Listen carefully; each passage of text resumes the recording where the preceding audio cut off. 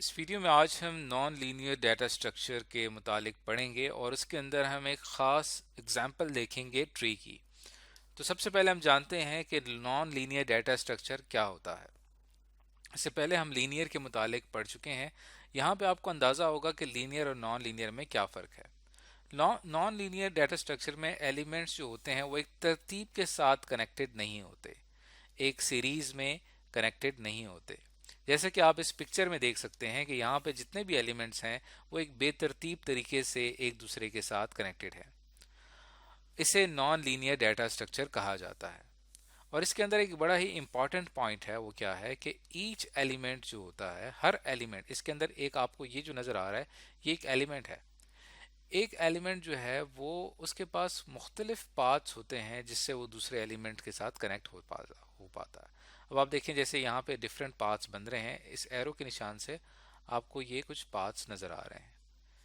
इसी तरह अगर आप यहाँ से इंटरनल होके जाएंगे तब आपको एक डिफरेंट पाथ यहाँ पे मिलेगा। तो मल्टीपल पाथ्स यहाँ पे बन रहे होते हैं। इसके मुकाबले में जो हमने लीनियर पढ़ा था उसमें एक ही लेवल के ऊपर एक ही पाथ होता है, बिल्कुल स्ट्रेट, जिसमें एलिमेंट्स एक दूसरे के साथ कनेक्टेड होते हैं। ये देखें, ये हमारे पास लीनियर डाटा स्ट्रक्चर है। इसमें वो एक ही डायरेक्शन में तमाम एलिमेंट्स आपस में कनेक्टेड हैं।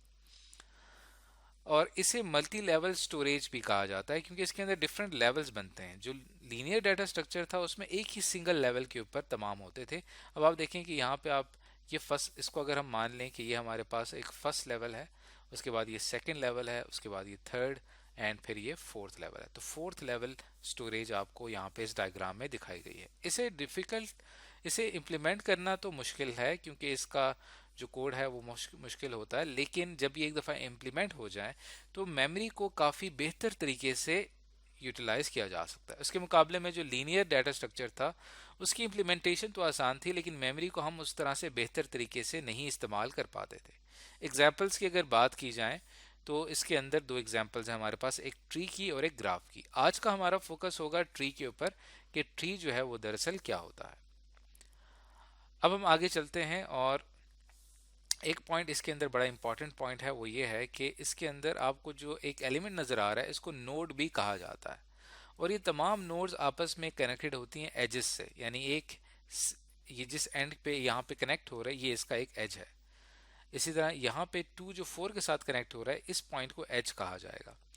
तो ये एजेस के जरिए आपस में कनेक्टेड होते हैं। तो ये लीनियर डाटा स्ट्रक्चर का एक तारुफ पढ़ने के बाद अब हमारा फोकस होगा ट्री के ऊपर। आपको इस डायग्राम में एक ट्री दिखाया गया है जिसमें आपको बिल्कुल ऊपर वाली जो नोड है, जिसको मैंने अभी थोड़ी देर पहले बताया था आपको, इसको नोड कहा जाता है। इसे रूट नोड कहा कहते हैं कि यहाँ से आपका ट्री शुरू हो रहा है।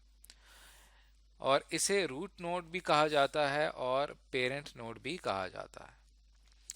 अब उसके बाद आप देखें कि ये जो रूट नोड है इसके फिर फर्दर दो ब्रांचेस हैं और यहाँ पे आपके साथ बी नोड कनेक्ट हो रही है और सी नोड कनेक्ट हो रही है। ये बी और सी एलिमेंट्स हैं, ये दरअसल हमारा डाटा है जो हमने स्टोर करना है। तो इन्हें कहा जाता है चाइल्ड नोड। अब यहाँ पे बी और सी जो है वो ए के चाइल्ड हैं और ए यहाँ पे पेरेंट नोड के तौर पे काम कर रही है। इसी तरह बी को अगर देखा जाए तो बी यहाँ पे एक तरह से पेरेंट नोड है और इसके दो चाइल्ड्स हैं, एक डी और एक ई। तो इस तरह से ये पेरेंट और चाइल्ड नोड का आपको पता होना चाहिए। इसमें दो इंपॉर्टेंट टर्म्स इस्तेमाल होती हैं, एक जिसे हम एक्सटर्नल नोड कहते हैं, जो इसकी आखिरी नोड होती है, जैसे यहाँ पे एच है, इसके साथ फर्दर आगे कोई एलिमेंट कनेक्टेड नहीं है, तो ये हमारे पास लीफ नोड या एक्सटर्नल नोड कहलाती है। इसी तरह यहाँ पे आई और जे भी हमारे पास लीफ और एक्सटर्नल नोड है। एक और टर्म यहाँ पे इस्तेमाल होती है इंटरनल नोड की। जैसे कि आप देखें कि यहाँ पे आपके पास जो यहाँ पे जो आपको ये एलिमेंट नज़र आ रहा है एफ, ये हमारे पास एक एग्जांपल है इंटरनल नोड की। बल्कि यहाँ पे मैं इस चीज़ को दुरुस्त करता चलूँ, एफ जो है इसके साथ कोई नोड कनेक्टेड नहीं है, तो ये भी हमारे पास एक्सटर्नल नोड में ही आएगा। इंटरनल नोड कहते हैं कि हमारी जितनी भी नोड्स हैं ये तमाम इंटरनल नोड्स हैं। जैसे यहाँ पे सी एक इंटरनल नोड है, बी एक इंटरनल नोड है। इंटरनल नोड के लिए ये लाजमी है कि उसके साथ कम से कम एक नोड ज़रूर होनी चाहिए। जैसे अगर मैं डी के साथ मज़ीद यहाँ पे एक और नोड कनेक्ट कर दूँ के तो फिर आप देखेंगे तो यहाँ पे अब डी जो है, पहले ये एक एक्सटर्नल नोड थी क्योंकि इसके साथ कोई और एलिमेंट कनेक्टेड नहीं था, लेकिन अब मैंने इसके साथ एक और नोड कनेक्ट कर दी है। अब डी जो है वो एक इंटरनल नोड है और के एक एक्सटर्नल नोड है। तो ये कॉन्सेप्ट है इंटरनल और एक्सटर्नल नोड का। अब ट्री के अंदर सबसे ज़्यादा जो बेहतर इस्तेमाल होता है वो बाइनरी ट्री का है। बाइनरी ट्री का कॉन्सेप्ट जानने के लिए हमें नोड का स्ट्रक्चर जानना पड़ेगा। हर नोड जो होता है उसके कुछ हिस्से होते हैं जिन्हें नोड कंपोनेंट्स कहा जाता है। सेंटर में जो आपको, हर नोड को हम डिवाइड कर सकते हैं तीन हिस्से में। अब आप देखें ये पूरी एक नोड है, इसके हमने तीन हिस्से कर लिए हैं। जो इसका सेंट्रल पार्ट है इसे कहते हैं डाटा एलिमेंट, और उसके बाद जो पहला जो इसका पार्ट है ये वाला, इसको यहाँ पे हमारा पॉइंटर होता है जो कि लेफ्ट सब ट्री की तरफ जोड़ा होता है, जो उसको अगली नोड के साथ कनेक्ट कर रहा होता है।